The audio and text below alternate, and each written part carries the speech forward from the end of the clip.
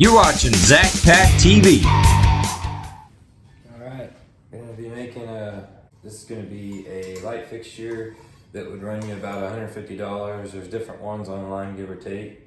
I picked this up for $5 at Habitat for Humanity, and I'm going to transform it with some spray paint and some other parts. So I picked up some Rust-Oleum metallic gold spray paint. It's going to go along with some other things in this kitchen. I found these at Menards for $11. These are extensions that you run your wire through. There's two different lengths. I believe this is a 12-inch and it says two 6-inches. So I'm going to be using the 6 inches for my application. Alright, now I'm going to take sandpaper to the whole thing. Kind of get the idea. Don't need to get too involved in it, but the chrome I'm going to work a little bit. I'm going to work the chrome a little bit harder on here because it's very glossy still, and I want to make sure to get these outlet bulb heads. I want to make sure to get these bulb sockets really good. And I'm going to sand this whole thing down and hit it with a couple coats of spray paint. I'm not going to prime it. You're wondering how I'm going to attach it to the ceiling. And there wasn't any good attachments at my local hardware, so I'm actually going to make it out of a rustic piece of wood. Here's the fixture paint. Now I'm going to make my wood piece for the melt. Ideally, this would have came with a metal rectangular piece that would add screws that went into the junction box. Now I'm going to show you what I'm going to do to make this out of wood and avoid having to try to find something to fit this. Like I said, the local hardware store didn't have any kind of plate that was able to accept these two holes. It was just a circle. I measure across here and cut my rustic piece of wood. Okay, so adding a new total to the build. I actually had these, I forgot. I was going to try them on to mount to the plate that I made out of wood. So these are called brass lock nuts, and it looks like they're made for table lamps.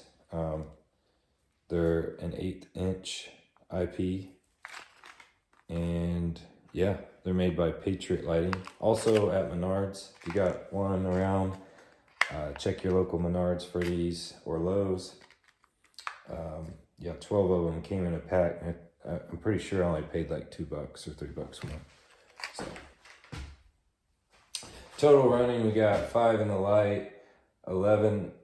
Let's just call it 12 in the rods, 17, 21 after these, and then $10 bottle spray paint. So I'm in at like 31 bucks and a couple hours of labor. Okay, so I'm just gonna take this, and I'm not gonna measure it out so much, but I can put a tape on it, and that's 7 inches center to center. So I find the halfway point here, which would be 5, and half of 5 would be 2.5. So I'll put a little mark there. And then 7 is going to be where I'm going to be drilling. So I'm just going to eyeball this, honestly. Maybe it'll look more rustic.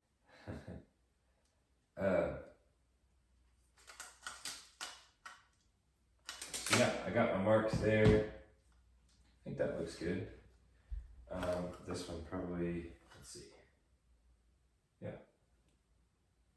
Something's throwing me off here. I don't think the board is quite true on the edges.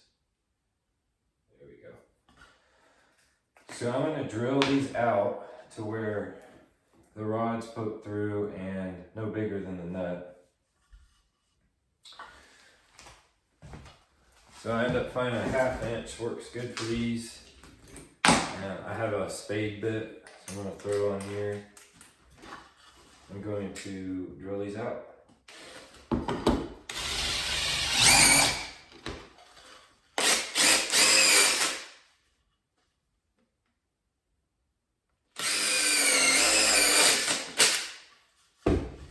Test fit one hole before I melt. I still have to drill my center holes and do something else in it. Take a little bit of wiggle room with that 1/2 inch. So yeah, now the harder part where you have to be more precise. Okay, so this is where it's gonna get tricky and you're gonna need to be more precise. Luckily, I had one of these hanging around the house or I would have had to buy it. But since the J boxes are not always going to be where the light fixture falls, you do need one of these that spins. These here fully adjust to your box. So no matter where your box lands, you're going to have a place to mount it. Now you'll mount this first, but you want to use this as a template before you mount it. So you'll want to figure out, you actually rotate this like this. And then you'll mark your holes and drill them out. So I'm gonna have to line these up to where they're parallel. So I'm gonna offset this a little bit, as you can see my holes. And again, I'm just gonna eyeball this. And as long as there's threaded spots here, that's all that matters.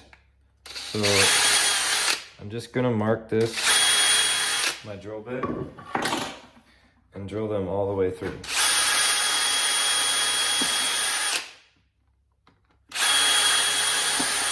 At this point, I can go with a bigger size and also countersink my face, the holes, so that they countersink and recess into the board.